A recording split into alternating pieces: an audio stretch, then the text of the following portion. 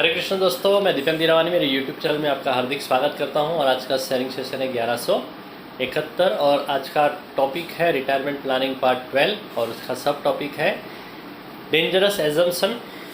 क्यों लोग retirement planning नहीं करना चाहते। उसका चौथा डेंजरस एजम्पशन है कि my savings will take care of inflation. My savings will be enough to take care of my inflation. मेरी जो बचत है ना, वो इन्फ्लेशन को टेक केयर करने के लिए इनफ हो जाएगी। इसके बारे में बात करूंगा मैं। सबसे पहले थोड़ा सा रिकैप करना ज़रूरी है, जो मैं रोज़ करता हूँ। सबसे पहले पार्ट में हमने देखा था लाइफ स्टेज, 3 लाइफ स्टेज। उसके बाद 3 टाइप्स ऑफ इन्फ्लेशन। उसके बाद 2 types of individual pension, 3 types of pension and उसके बाद 2 टाइप्स ऑफ इंडिविजुअल पेंशन। और उसके बाद रिटायरमेंट प्लानिंग का डेफिनेशन में फर्स्ट पार्ट में देखा था। सेकंड से 6 पार्ट तक हमने देखा था रीजंस, 5 वजह जिसकी वजह से हम रिटायरमेंट प्लानिंग करना चाहिए। सबसे पहली वजह है कि इंक्रीज इन लाइफ एक्सपेक्टेंसी, लोगों की उम्र बढ़ रही है। दूसरा है इंक्रीज इन डिपेंडेंसी रेशियो। तीसरा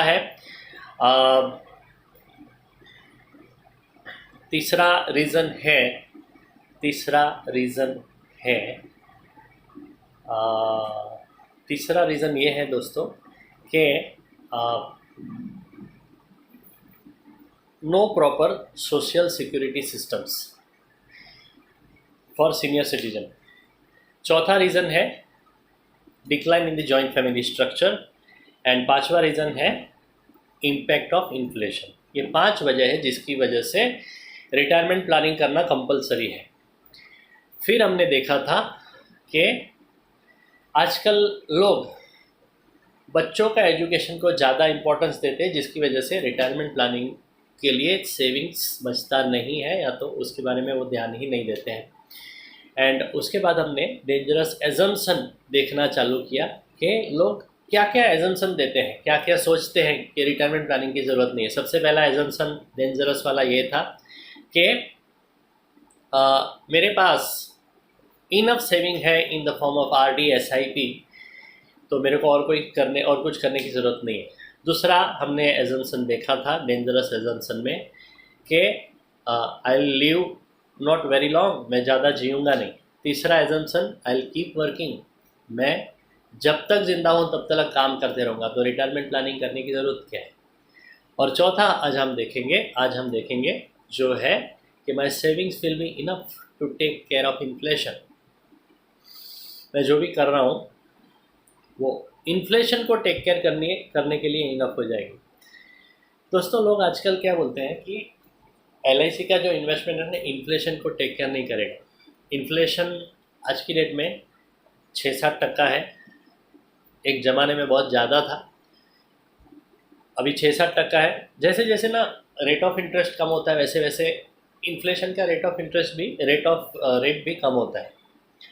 तो आने वाले सालों में इन्फ्लेशन भी कम हो जाएगा, 2-3% में भी इन द कमिंग 10, 15, 20 ईयर्स उतना ही हो जाएगा, क्योंकि रेट ऑफ इंटरेस्ट भी कम होने वाले हैं।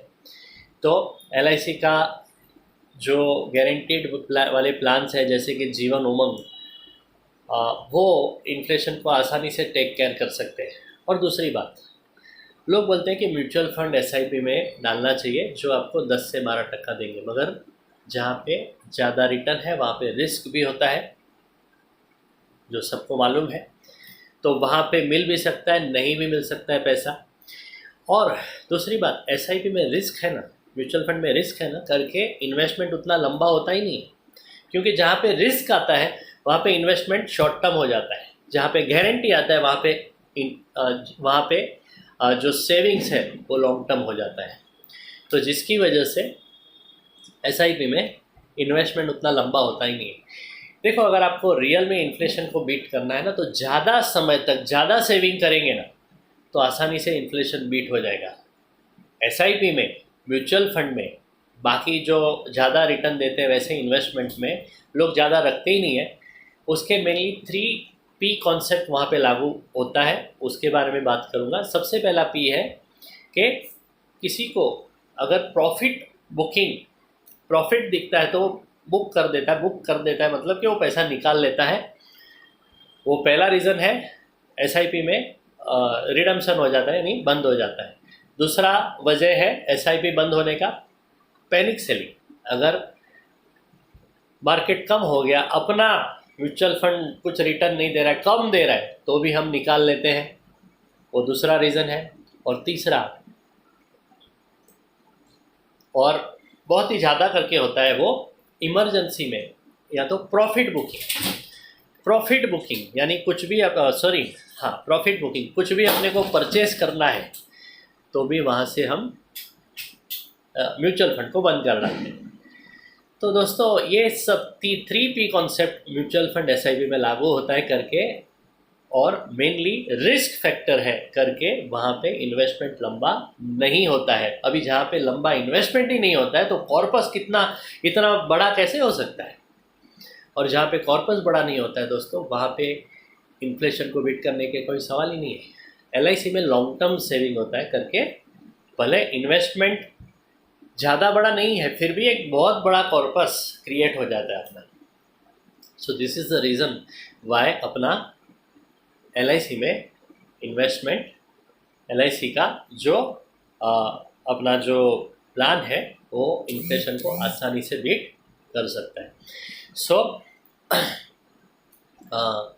आज का तो ये जो अपना डेंजरस एजम्पशन है कि मेरी जो सेविंग्स है जैसे कि SIP, उससे मेरा इन्फ्लेशन बीट हो जाएगा, वो वैलिड नहीं होता है यहाँ पे। सो इसके लिए एक गारंटेड पेंशन अपने पास होना चाहिए, वो इन्फ्लेशन को बीट कर सकता है, बिकॉज वो गारंटेड है। आज जो रेट ऑफ इंटरेस्ट है वही लाइफ टाइम मिलते रहेगा। धन्यवाद दोस्तों ये वीडियो सुनने के लिए। ये वीडियो आपको अच्छा लगा तो ज़रूर उसे लाइक, कमेंट एंड शेयर करें, और मेरी YouTube channel Deepan Dirawani life time daily savings and songs को सब्सक्राइब करें, और वो जैसा अच्छा और ज़रूरी सुनते रहें। Thank you very much. Good night. Hare Krishna.